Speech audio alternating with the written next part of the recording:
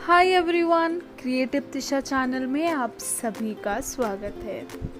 आज के इस वीडियो में हम बात करेंगे 10 अक्टूबर और 11 अक्टूबर के करंट अफेयर्स के बारे में। तो चलिए शुरू करते हैं। सबसे पहला क्वेश्चन है, वर्ष 2020 में नॉर्वे की कमेटी की किस अध्यक्ष को नोबेल शांति पुरस्कार देने की घोषणा की गई है? तो दोस्तों, इसका आंसर है बेरेट राइस एंडरसन। नॉर्वे की नोबेल कमेटी के अध्यक्ष बेरेट राइस एंडरसन ने वर्ल्ड फूड प्रोग्राम संगठन को वर्ष 2019 में 88 देशों के करीब 9.7 करोड़ लोगों तक इस प्रोग्राम के तहत सहायता पहुंचाई थी। इसी के लिए वर्ष 2020 का नोबेल शांति पुरस्कार उन्हें देने की घोषणा की गई है। WFP विश्व में भूख को मिटाने और खाद्य सुरक्षा को बढ़ावा देने वाला सबसे बड़ा संगठन है। इस पुरस्कार के लिए इस वर्ष 318 नॉमिनेशन आए थे। इनमें 211 शख्सियतें और 160 संगठन शामिल थे। चलिए आगे बढ़ते हैं और अगला क्वेश्चन देखते हैं। भारत का पहला हर घर जल राज्य कौन सा बन गया है? तो दोस्तों, इसका आंसर है गोवा। भारत में गोवा पहला हर घर जल राज्य है क्योंकि यह प्रत्येक ग्रामीण परिवार को 100% कार्यात्मक घरेलू नल कनेक्शन प्रदान कर रहा है। गोवा 2,30,000 ग्रामीण परिवारों को नल का जल कनेक्शन प्रदान कर रहा है। गोवा पानी की आपूर्ति की गुणवत्ता की निगरानी के लिए एक सेंसर आधारित सेवा वितरण निगरानी प्रणाली के लिए एक विस्तृत प्रस्ताव बना रहा है। गोवा में 2021 तक ग्रामीण क्षेत्रों में 100% कार्यात्मक घरेलू नल कनेक्शन प्रदान करने के लिए एक वार्षिक कार्य योजना थी। सरकार द्वारा 2019 में शुरू किए गए जल जीवन मिशन का उद्देश्य 2024 तक सभी ग्रामीण घरों में पाइप पानी सुनिश्चित करना है। पानी का परीक्षण करने हेतु फील्ड टेस्ट किट का उपयोग करने के लिए हर गांव में 5 व्यक्तियों, विशेषकर महिलाओं को प्रशिक्षण देना अनिवार्य है। चलिए आगे बढ़ते हैं और अगला क्वेश्चन देखते हैं। विश्व मानसिक स्वास्थ्य दिवस कब मनाया जाता है? तो दोस्तों, इसका आंसर है 10 अक्टूबर। हर साल 10 अक्टूबर को मानसिक स्वास्थ्य के मुद्दों के बारे में जागरूकता बढ़ाने और मानसिक स्वास्थ्य के समर्थन में प्रयासों को बढ़ाने के लिए जो मानसिक स्वास्थ्य दिवस मनाया जाता है। 10 अक्टूबर 1992 को पहली बार ये दिवस मनाया गया था। इस दिन का आयोजन world federation for mental health द्वारा किया जाता है। विश्व स्वास्थ्य संगठन 2018 कहता है कि हर 40 सेकंड में किसी की मौत आत्महत्या से होती है। आत्महत्या के बढ़ते मामलों और इसे रोकने में सभी की भूमिका के बारे में जागरूकता बढ़ाने के लिए कार्रवाई के 40 सेकंड के लिए एक दिन। इस दिवस की 2020 की थीम थी, सभी के लिए मानसिक स्वास्थ्य, अधिक से अधिक निवेश, अधिक से अधिक पहुंच। चलिए आगे बढ़ते हैं। DRDO सफलतापूर्वक एंटी रेडिएशन मिसाइल की उड़ान परीक्षण को आयोजित किया गया। DRDO ने स्वदेशी रूप से विकसित हवा से सतह पर मार करने वाली एंटी रेडिएशन मिसाइल का सफलतापूर्वक उड़ान परीक्षण किया है, जिसे रुद्रम नई पीढ़ी की एंटी रेडिएशन मिसाइल का नाम दिया गया है। रुद्रम को सुखोई Su-30 MKI लड़ाकू विमान से उड़ीसा तट पर व्हीलर द्वीप पर एक लक्ष्य की ओर लॉन्च किया गया था। DRDO भारतीय वायुसेना के लिए रुद्रम विकसित कर रहा है। इसे ASU-30 MKI लड़ाकू विमान पर एकीकृत किया जाएगा। रुद्रम में अंतिम हमले के लिए पैसिव होमिंग हेड के साथ एक निष्क्रिय नेविगेशन प्रणाली ग्लोबल पोजिशनिंग सिस्टम नेविगेशन प्रणाली है। यह मिसाइल भारतीय वायुसेना को शत्रु वायु रक्षा के दमन में प्रभावी रूप से मदद करेगी। निष्क्रिय होमिंग हेड आवृत्तियों के एक विस्तृत बैंड पर लक्ष्य का पता लगा सकते हैं, वर्गीकृत और संलग्न भी कर सकते हैं। भारत डायनामिक्स लिमिटेड और भारत इलेक्ट्रॉनिक्स लिमिटेड मिलकर रुद्रम का निर्माण करेंगे। डीआरडीओ प्रयोगशाला ने 2012 में रुद्रम का विकास शुरू किया था। अक्टूबर 2020 में इसका बालासोर से सफलतापूर्वक परीक्षण किया गया।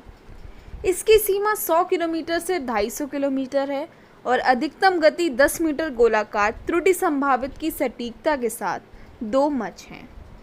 डीआरडीओ रक्षा मंत्रालय के तहत काम करता है और 1958 में स्थापित किया गया था।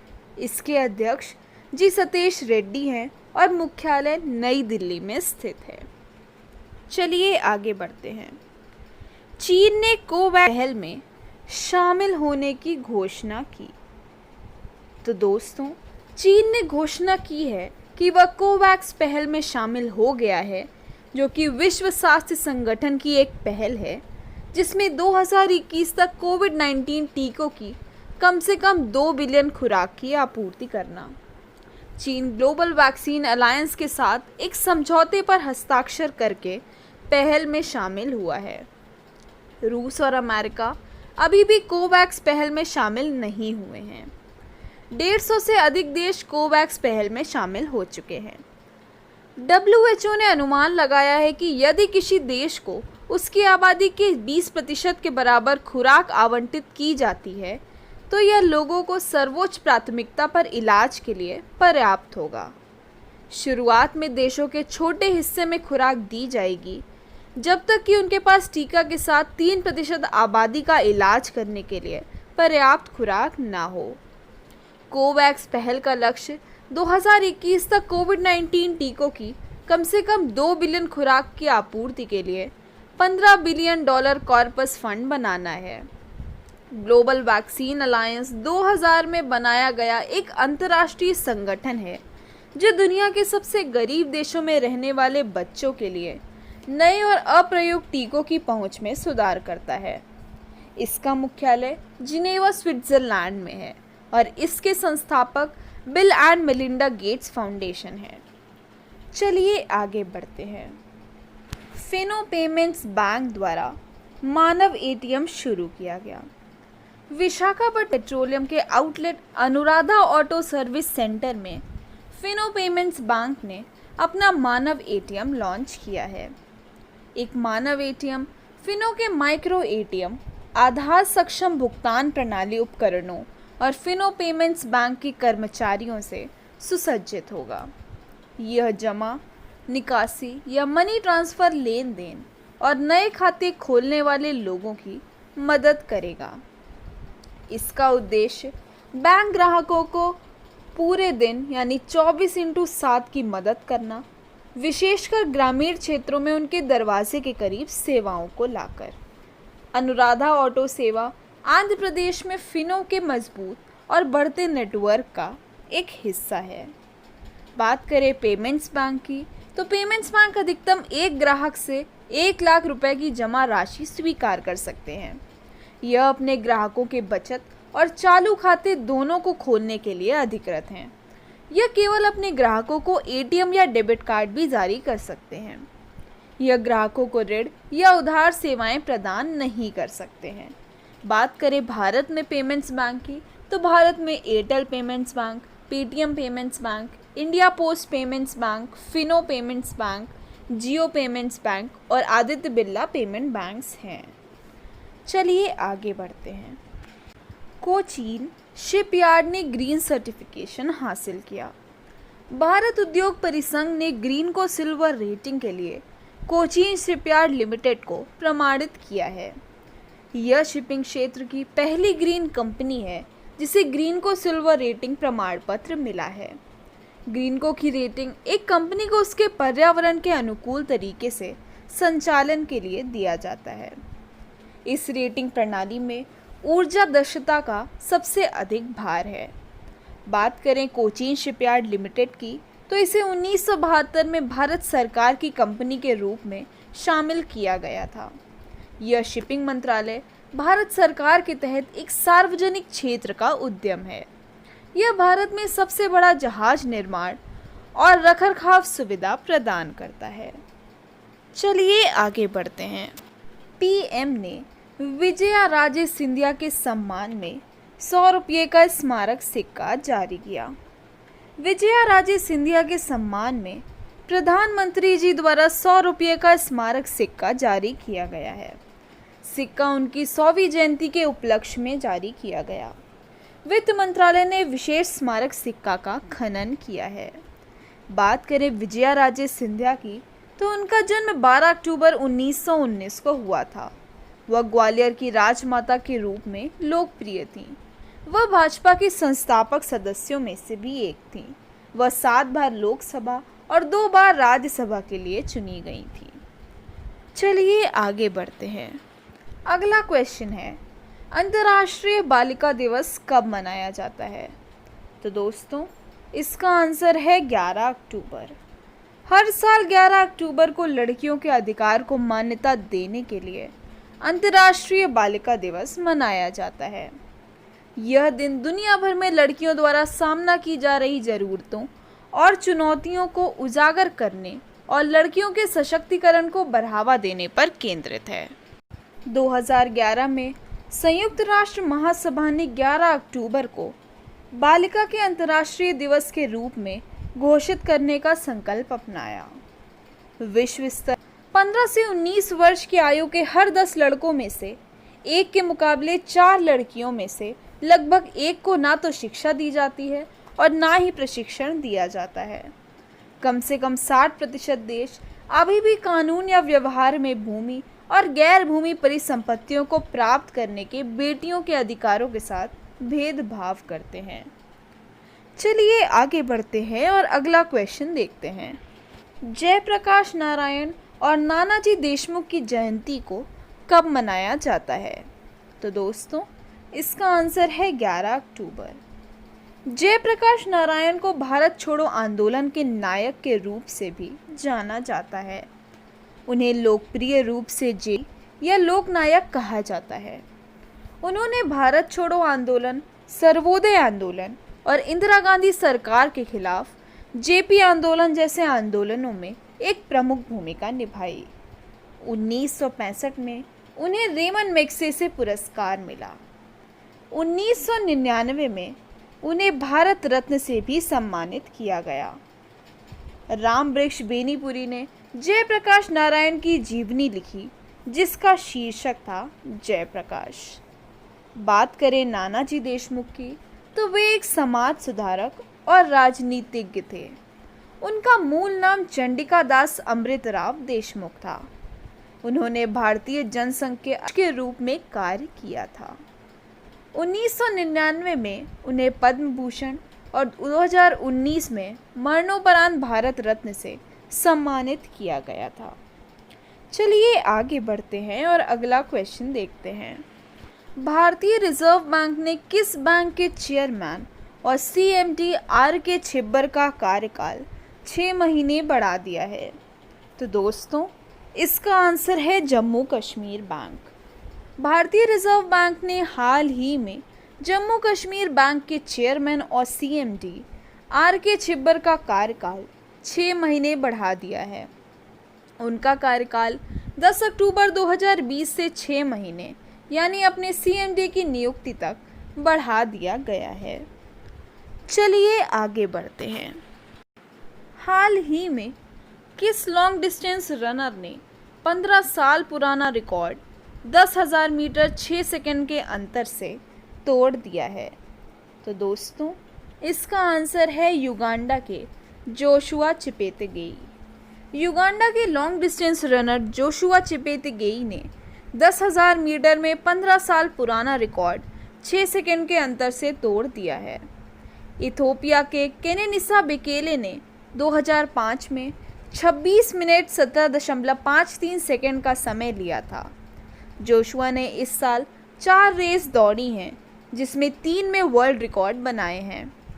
उन्होंने मोनाको डायमंड लीग में 5 किलोमीटर कैटेगरी में भी वर्ल्ड रिकॉर्ड बनाया है। चलिए आगे बढ़ते हैं। राफेल नडाल ने नोवाक जोकोविच को हराकर अपना 13वां फ्रेंच ओपन पुरुष एकल खिताब जीता। राफेल नडाल ने नोवाक जोकोविच को हराकर अपना 13वां फ्रेंच ओपन खिताब 6-0, 6-2, 7-5 से जीता। उन्होंने रोजर फेडरर के 20 ग्रैंड स्लैम खिताबों के रिकॉर्ड की बराबरी की। वह फ्रेंच ओपन में एकल जीत के शतक तक पहुंचने वाले पहले खिलाड़ी हैं। राफेल नडाल को क्ले के राजा के रूप में भी जाना जाता है। बात करें फ्रेंच ओपन की तो यह एक ग्रैंड स्लैम टेनिस टूर्नामेंट है जो आउटडोर क्ले कोर्ट पर खेला जाता है। इस टूर्नामेंट का स्थान पेरिस के स्टेड रोलैंड गैरोस स्टेडियम में है। चलिए आगे बढ़ते हैं। अगला क्वेश्चन है, हाल ही में युद्ध सेवा मेडल पाने वाली पहली महिला कौन बन गई हैं? तो दोस्तों, इसका आंसर है मिंटी अग्रवाल। मिंटी अग्रवाल हाल ही में युद्ध सेवा मेडल पाने वाली पहली महिला बन गई हैं। मिंटी अग्रवाल को हाल ही में वायुसेना दिवस पर air chief marshal RKS Bhadauria ने युद्ध सेवा मेडल से सम्मानित किया है।